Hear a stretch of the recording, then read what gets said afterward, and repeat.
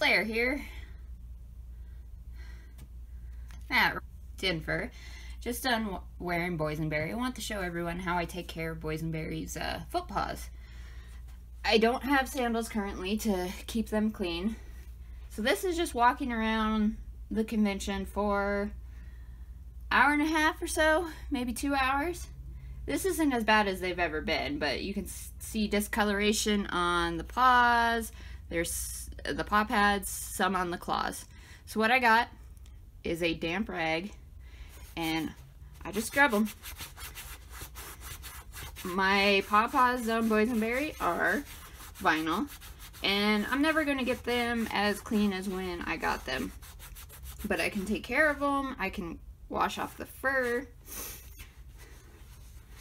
And it doesn't take much, as you can see. It's just to get all that con crud off from all the floors here. I definitely recommend, if you have indoor paw pads, you get yourself some sandals for them, just to increase the life. Same with my claws here, boysenberry's claws. They're never going to be pure white again, but I can take care of them. I can look and see if I've torn them up. I can get all these scuffs off of them.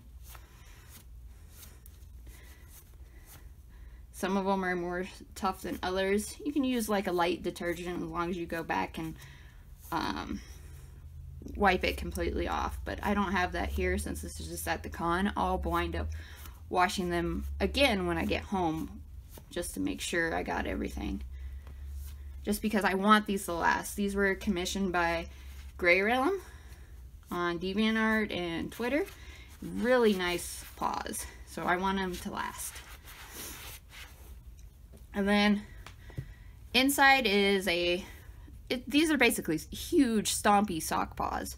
So inside I have some First Shoot spray. This one's from Orca Bubbles, and I'm just going to spray a little bit in there as the alcohol mix, and then let them air dry, and then I can wear them again. Thank you guys for watching.